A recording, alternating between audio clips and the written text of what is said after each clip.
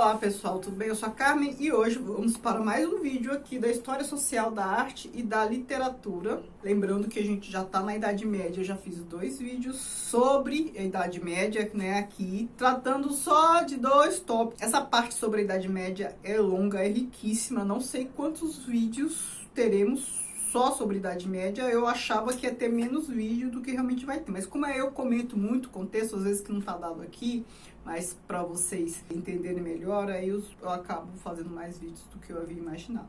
Então hoje a gente vai comentar o tópico 3, causas e consequências do iconoclasmo. Iconoclastia, que é o quê? O desgosto pela imagem, a destruição de imagens, de ícones, né? Então vimos lá no item 2 que havia o Império Bizantino, a Igreja Católica do Oriente, que depois se tornou ortodoxa. Até hoje a Rússia e a Grécia, eles são ortodoxos.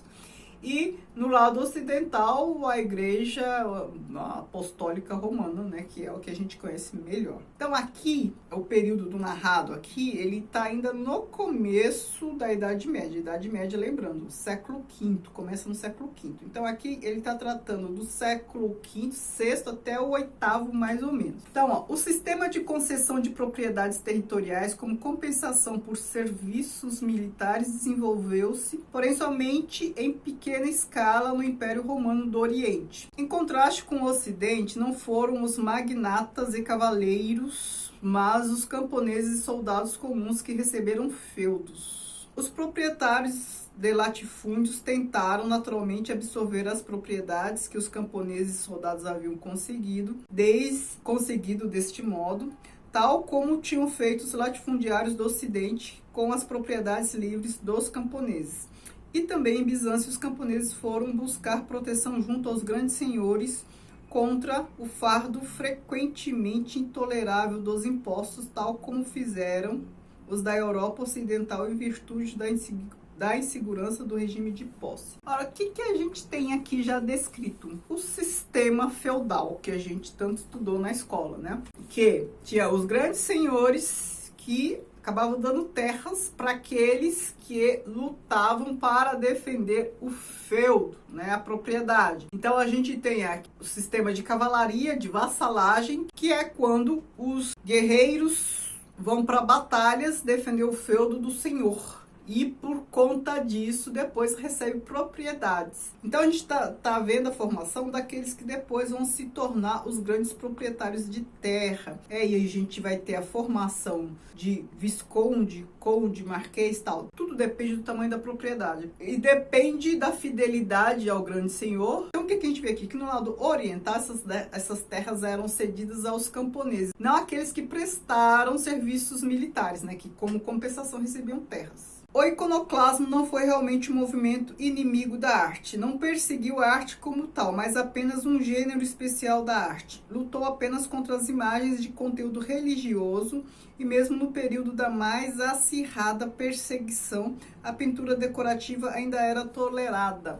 Por que a pintura era? Porque o iconoclasmo era um movimento mais contra as imagens tridimensionais, que são o quê? As esculturas. E tem muito a ver com o que eu disse no vídeo passado, né? Eles eram contra a humanização de Cristo, a humanização de figuras religiosas, o que a tridimensionalidade da escultura acabava atribuindo, né? Humanidade. A imagem do Redentor tornou-se então a representação religiosa por excelência e acabou por fim representando uma espécie de proteção mágica contra a influência do espírito maligno. Uma outra raiz da ideia iconoclástica indiretamente associada à aversão pela idolatria foi a recusa dos cristãos primitivos em aceitar a cultura sensual estética da antiguidade clássica. Ou seja, aquelas imagens de Vênus, eles destruíram quase tudo, principalmente escultura, por questões dessa tridimensionalidade incomodar. E aqui a sensualidade toda das musas, das deusas. No Oriente, os monges não exerciam tanta influência na vida intelectual das classes superiores quanto na Europa Ocidental.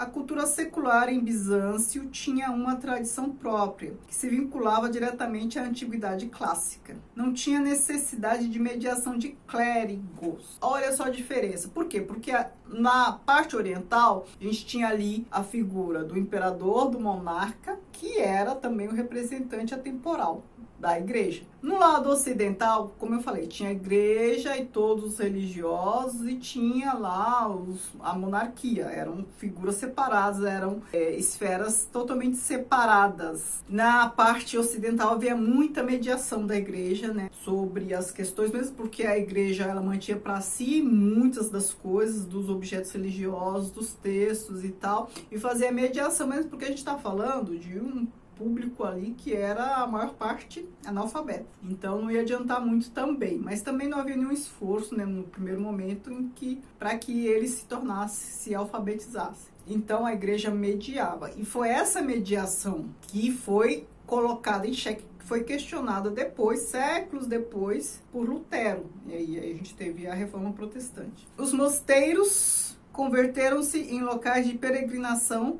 aonde o povo acudia com suas dúvidas, preocupações e pedidos, e também aonde levavam seus presentes e oferendas. A maior atração dos mosteiros eram os ícones milagrosos. Possuir uma imagem famosa de um santo tornou-se fonte inexaurível de fama e de riqueza para o mosteiro. Naturalmente, os monges não se faziam rogados em adotar os costumes religiosos populares, o culto dos santos, a veneração de relíquias e imagens, a fim de aumentar sua influência e suas rendas. Tudo isso o Império Romano do Oriente abominava. Relíquias, imagens de santos, tudo isso eles abominavam. E como eu falei para vocês, né, a geografia, a vida dos santos. Então, assim, muitos religiosos, muitas pessoas pias se converteram em santos. A geografia é a vida dos santos. Então, assim, contavam livros que contavam a vida dos santos. Depois eles começaram a representar a vida dos santos, fazer teatro com isso, tudo mais. Tudo como forma de doutrinação.